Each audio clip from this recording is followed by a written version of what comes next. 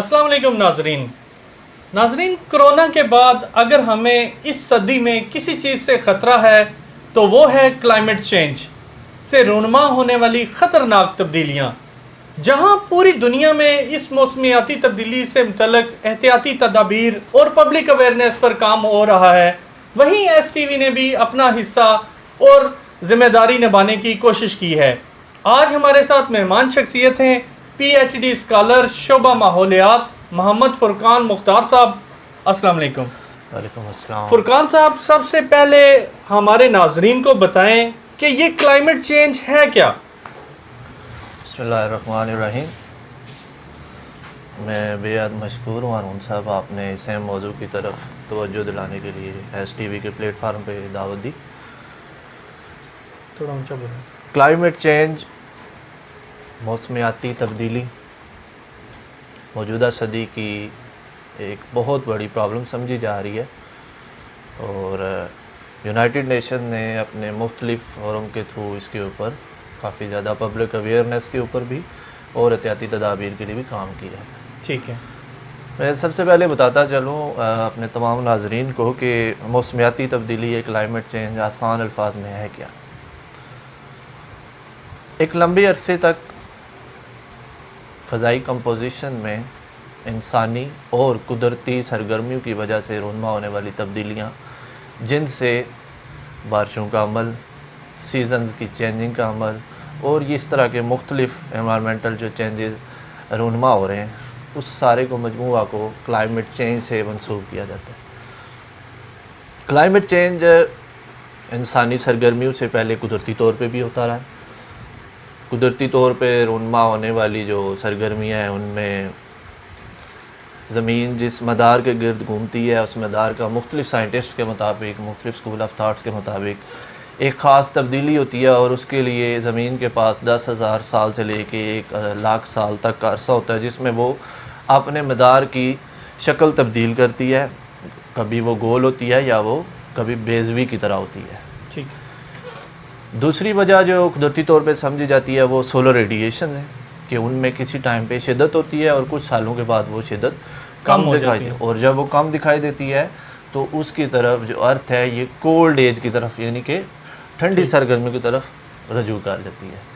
تیسری وجہ جو اس میں دیکھی گئی ہے وہ ہے زمین کے اندر سے آتش فشاں مادے کا باہر نکلنا، اور اس مادے کے اندر جو مختلف ایروسال موجود ہوتے ہیں وہ فضا میں زمین کے گرد ایک لیئر کی شکل اختیار کر لیتے ہیں، جس سے سورج کی ریڈیشن کو زمین تک پہنچنے میں دشواری ہوتی ہے. تو زمین یعنی کہ یا ٹھنڈک ہو جاتی ہے، یا جب ریڈیشن گزر جاتی ہیں تو دوبارہ واپس نہیں گزر سکتی، جس کی وجہ سے وہ گرم ہو جاتی ہے.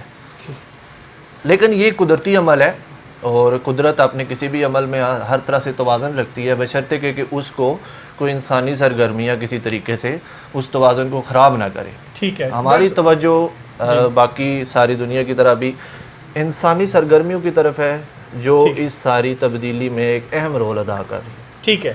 آپ مجھے یہ بتائیں کہ وہ کون سی انسانی سرگرمیاں ہیں جن کی وجوہات کے بنا پر یہ کلائمیٹ جو ہے وہ متاثر ہوتا ہے؟ ہارون بھائی، یہ بہت ساری انسانی سرگرمیوں کا مجموعہ ہے جو نہ صرف ہم پاکستان میں بھی بلکہ پوری دنیا میں مختلف اقوام کے لوگ مختلف طریقے سے ادا کر رہے ہیں.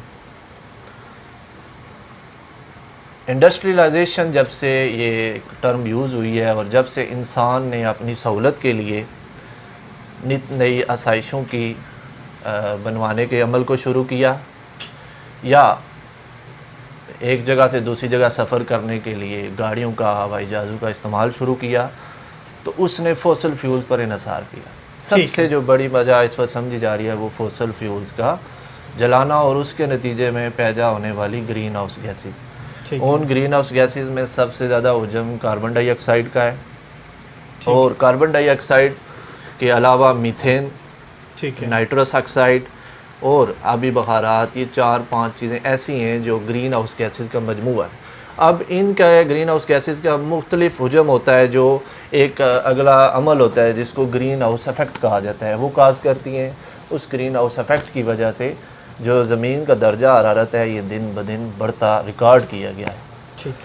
میں سب سے پہلے توجہ دلاؤں گا ہماری جو خاص طور پہ ہم اگر لوکل دیکھنا شروع کریں جی جو جی سرگرمیاں ہیں، جیسا کہ آپ جانتے ہیں کہ پاکستان معیشت کے لحاظ سے ابھی بہت ساری اقوام سے پیچھے ہے، اور اسی طرح ہم انڈسٹریل پروڈکشن میں بھی بہت سے ممالک میں پیچھے ہیں، بلکہ اگر ہم یہ کہیں کہ ہم شاید امیشنز گرین ہاؤس گیسز کے امیشن کے لحاظ سے شاید آخری چند ممالک میں سے باٹم ایک سے ہیں، ہمارا نمبر آ رہا ہے. لیکن جی اس کے جو اثرات ہیں وہ موصول کرنے والے ہم ٹاپ 10 کنٹریز میں شامل ہیں. اچھا اتنی زیادہ اس کی کیا وجوہات ہے؟ اس کی ایک آسان سی مثال میں آپ کے دے دوں کہ فضا سب کے لیے یکساں ہے، ایٹماسفیئر کے اوپر کوئی باؤنڈریز نہیں ہوتی. ٹھیک ہے. اگر ایٹماسفیئرک میں آپ کے جو نیبر کنٹری ہیں انڈیا اور چائنا، یہ آج کے ٹائم کے سب سے زیادہ گرین ہاؤس گیسز امٹ کرنے والے کنٹریز ہیں. اگر وہ وہاں پہ امیشن کرتے ہیں ان گرین ہاؤس گیسز کا انڈسٹریل ایکٹیویٹی کی وجہ سے، ٹرانسپورٹیشن کی وجہ سے، یا دیگر جیسے مائننگ کے پروسیسز ہیں اور زراعت سے منسلک سرگرمیاں ہیں ان کی وجہ سے، تو وہ گرین ہاؤس گیسز کا امیشن صرف ان کی ملک کی حد تک نہیں رہے گا. ٹھیک ہے. وہ یقینی بات ہے کہ وہ بنگلہ دیش میں بھی جائے گا اس کا اثر، وہ پاکستان میں بھی آئے گا. اور یہ وہ وجہ ہے جس کی وجہ سے ہم توجہ دلانا چاہتے ہیں، جس کی طرف یونائٹڈ نیشن بھی سب کی توجہ دلا رہی ہے، کہ یہ جیسے موجودہ دور میں دیکھا آپ نے کہ کرونا وائرس نے جو چائنا سے شروع ہوا ہے جی اور پوری آہستہ دنیا آہستہ میں اس نے پھیل گیا. پوری دنیا کو جی، اپنی لپیٹ میں لے لیا، کیونکہ یہ گلوبل ولیج ہے. جی جیسے کورونا کو نہیں ہم روک سکے، ٹھیک اسی طرح یہ فضائی آلودگی اسے بھی ہم کلائمیٹ نہیں روک چینج کا پائیں گے. موسم باعث مان رہی ہے، اور یہ بھی آنے والے ٹائم میں جی. کسی ملک کی سرحدی کا باؤنڈری کا یہ سمجھ لے خیال نہیں کرے گی، اور یہ پوری دنیا کو اپنی لپیٹ میں لے گی. اس کی وجہ کیا ہے؟ اس کی ہم یعنی کہ کیوں توجہ اس کی طرف دلانا چاہتے ہیں؟ ایک آپ نے دیکھا ہوگا کہ اس موسمیاتی تبدیلی کی وجہ سے بارشوں کے دورانیے میں، بارشوں کے آنے کے ٹائم میں ٹھیک ہے. چینجنگ دیکھنے کو ملی ہے. ٹھیک ہے، لیکن میں یہ کہوں گا کہ پورا ایک کلائمیٹ ہی چینج ہو رہا ہے نا، جی جو سردیاں گرمیوں میں مکس ہو رہی ہیں، گرمیاں سردیوں میں مکس ہو رہی ہیں، یہ موسم وہ موسم نہیں رہے، اپنی جگہ پہ نہیں رہے. جی بالکل. جی. یہی وہ نتائج ہیں جن کی طرف عوام کی توجہ دلانا ضروری ہے، جی کہ ان موسمیاتی تبدیلی کی وجہ سے جو بیسیکلی گرین ہاؤس گیسز اور ایک لیئر بناتی ہیں اور اس کی سورج کی روشنی آتی ہے، ٹھیک وہ ارتھ کے ٹمپریچر کو گرم کر رہی ہے. اس کی وجہ سے یہ ایسی تبدیلیاں رونما ہوئی ہیں کہ آپ کے دن گرم ہوا کریں گے. مختلف ممالک میں، مختلف دنیا کے مختلف کونوں میں یہ چیز ریکارڈ ہوئی ہے کہ وہاں پہ دن گرم ہوئے تو راتیں ٹھنڈی ہو رہی ہیں، اور زیادہ ٹھنڈی ہو رہی ہیں. یہ یعنی کہ ایک الٹا عمل ہے. اسی طرح جہاں پہ گرمیوں کا جو دورانیہ 3 مہینے تھا، وہاں وہ دورانیہ بڑھ گیا ہے، 3 سے 5 مہینے ہو گیا. سردیاں آنے کا اگر ٹائم ایک فکس تھا آنے کا کہ اس مہینے میں زیادہ تر سردیاں دیکھی گئی تھی، وہ آگے چلا گیا. یعنی کہ وہ پیٹرن شفٹ ہوا ہے. شفٹنگ کے چکر میں کیا ہمیں نقصانات کیا ہو رہے ہیں؟ سیلاب آ رہے ہیں، جی بارشیں زیادہ ہو رہی ہیں، سیلاب آ رہے ہیں. بعض ممالک میں، مختلف کے بعض ممالک میں بارشیں زیادہ ہونے سے سیلاب آ رہے ہیں. اور اسی طرح اسی دنیا کے دوسرے حصے میں قحط سالی کی کنڈیشن ہے، یعنی کہ وہاں پہ بارشیں نہیں ہو رہی. اب ان دونوں عوامل سے، سیلاب سے بھی آپ کی انسانیت ڈسٹرب ہوگی، ٹھیک ہے، اور قحط سالی سے بھی خوراک کا مسئلہ سر اٹھائے گا، اور اس سے بھی انسان جو ہے وہ متاثر ہوگا. اب میں آپ کے ساتھ ایک یونائٹڈ نیشن کی جو ایک رپورٹ ہے اس کے مطابق شیئر کرنا چاہوں گا کہ ہم نے ابھی جو ہم نے ٹیمپریچر جو انکریز دیکھا ہے اس زمین کے ٹیمپریچر میں، وہ 0.8 سیلسیس ڈگری ہے. جبکہ اگر ہم اسی ریشو سے یہ امیشنز کرتے رہے ورلڈ وائڈ، اسی طرح امیشنز ہوتی رہی، تو یہ 2030 تک 1.5 سیلسیس ڈگری تک پہنچنے کا خدشہ ہے. اور آپ اندازہ لگائیں کہ اگر 0.8 سیلسیس ڈگری پہ اتنی تبدیلیاں، تو 1.5 ڈگری جب ہوگا تب کیا تبدیلیاں رونما ہوں گی، کتنی شدید وہ تبدیلیاں ہوں گی. اسی طرح یہ سٹڈی، اسی کو میں کنٹینیو کروں تو وہ یہ کہتے ہیں کہ اس صدی کے اختتام پہ یہ 1.5 سیلسیس ڈگری سے 4 سیلسیس ڈگری تک ارتھ کا ٹیمپریچر انکریز کر سکتا ہے. یعنی کہ آپ کی سیلاب کی شدت ہو جائے گی، قحط سالی کی شدت ہو جائے گی، آپ کی فصلوں کے پکنے کے ٹائم میں تبدیلی ہو جائے گی، ایون کہ فصلوں کے ناکام ہونے کی بھی فضا بن جائے گی، کیونکہ اس ماحول میں آپ کے جو بیکٹیریا یا پیتھوجن جسے آپ کہہ رہے ہیں وہ زیادہ اثر انداز ہوتے ہیں. اسی طرح انسانی سرگرمیاں جیسے کہ آپ نے نوٹ کیا ہے جو سیل پسندی کی طرف جا رہے ہیں، یعنی کہ ہم پبلک ٹرانسپورٹ کی بجائے انفرادی گاڑی کو ترجیح دیتے ہیں، یہ ساری چیزیں بھی اس میں کنٹریبیوٹ کر رہی ہیں۔ ٹھیک ہے فرقان صاحب، بحیثیت انسان مجھے اور آپ کو موسمیاتی تبدیلیوں سے بچنے کے لیے کیا اقدامات اٹھانے ہوں گے؟ بہت اچھا سوال ہے سر، یہی وہ چیز ہے جس کے اوپر ہر ایک انسان کو سوچنا پڑے گا، خواہ وہ بڑا ہے یا وہ چھوٹا ہے۔ اس سارے چیلنج میں ہر ایک انسان کو اپنے اپنے حصے کی ذمہ داری ادا کرنی۔ ٹھیک ہے، گورنمنٹ ڈپارٹمنٹس، انٹرنیشنل آرگنائزیشن سب کام کر رہی ٹھیک ہیں، ہے، لیکن اس پہ جو من پسند رزلٹس ہیں یا جو نتائج ہم لینا چاہتے ہیں یا جس اصلی ماحول کی طرف ہم واپس جانا چاہتے ہیں، اس وقت تک واپس نہیں، جب تک ہر بندہ اس کے اوپر اپنی ذمہ داری نہیں نبھائے گا۔ ادا نہیں۔ ہمیں ایک ملکی سطح پہ ایک یہ سوچ اپنانی پڑے گی کہ ہم پبلک ٹرانسپورٹ کو سپورٹ کریں گے، ٹھیک اور ہے، انڈیویجول جو ٹرانسپورٹیشن ہے مختلف ٹائم، یعنی کہ آپ نوٹ کریں 8:30 پہ اگر ہم یونیورسٹی جاتے ہیں یا آفس جاتے ہیں تو ہم میں سے اگر 10 امپلائیز ہیں تو موسٹلی نے اپنی بائک یا کنوینس پہ جانا ہے، جی، یعنی کہ کوئی ایسا میکانزم ہو، ایسی پالیسیز بنائے گورنمنٹ یا ایسے فیسلٹیز دے، اور ایون کہ پبلک کو بھی اپنے طور پہ کوشش کرنے چاہیے، اگر ملک ہمارا کرائسس میں اتنا نہیں کر سکا، کہ وہ پبلک ٹرانسپورٹ کو سپورٹ کریں، ٹھیک اور ہے، اس شفٹنگ کے نتیجے میں ہمیں دیکھنے میں کیا ملے گا، ہمیں کاربن ڈائی آکسائڈ اور دوسری جو گرین ہاؤس گیسز ہیں وہ کم ایمٹ ہوں گی، ہمارا ماحول دوست کی طرف ایک سٹیپ ہوگا۔ اب ہم بحیثیت انسان یا ایک ذمہ دار شہری درخت لگائیں، ٹھیک ہے، تاکہ جو کاربن ڈائی آکسائڈ نکل رہی ہے اس کا سب سے اچھا سورس جو اس کو سٹوریج کرنے میں استعمال ہوگا وہ درخت ہیں آپ کی۔ ٹھیک ہے، آپ کے درخت لگانے کی ذمہ داری ہر ایک بندے کو لینی ہے، اور اگر گورنمنٹ درخت لگا رہی ہے یا مختلف این جی اوز لگا رہی ہیں تو وہ دوبارہ اس لگائے ہوئے درخت کے اوپر ہر وقت پیرا نہیں دے سکتی، اس کی ذمہ داری پھر پبلک عامہ کے اوپر ہے جو اس کو جا کے دیکھے، اس کی حفاظت کرے۔ چھوٹے ہمارے جو روزمرہ کے عمل ہوتے ہیں، جیسے کوڑا کرکٹ پراپر ڈسکارڈ نہیں کرتے، اس کی وجہ سے بھی میتھین اور یہ جو دوسری گیسز ہیں یہ آتی ہیں۔ زراعت کے شعبے میں جائیں تو ہم فرٹیلائزر کا بے دار استعمال، کیونکہ وہ ہم اس کو اپنی جو کراپ پروڈکشن ہے اس کو میکسیمائز کرنا چاہتے ہیں، اس کو لے کے آئیں قدرتی عمل کی طرف، ٹھیک ہے، آپ قدرتی فرٹیلائزرز وہ استعمال کریں، یعنی کہ یہ وہ چند ایک عمل ہے جو انفرادی طور شاپر پہ کا ہماری زندگیوں میں بڑا وہ استعمال ہے، اس کو بھی ہم کم کر کے ماحول کو اچھا بنا سکتے ہیں۔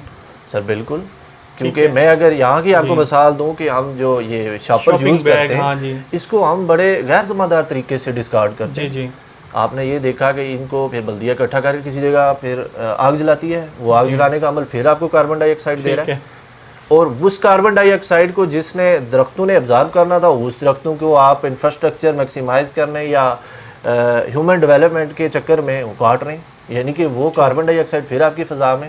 اس شاپر کی یہ ایک چھوٹی سی مثال۔ اسی طرح آپ یہ دیکھ لیں، ابھی یہ مونسون کا سیزن بھی شروع ہے، آپ کے جو نالے ہیں وہ جا کے بند ہو جاتے ہیں غیر ذمہ دار طریقے سے جو ہم اس کو ڈسکارڈ کرتے ہیں۔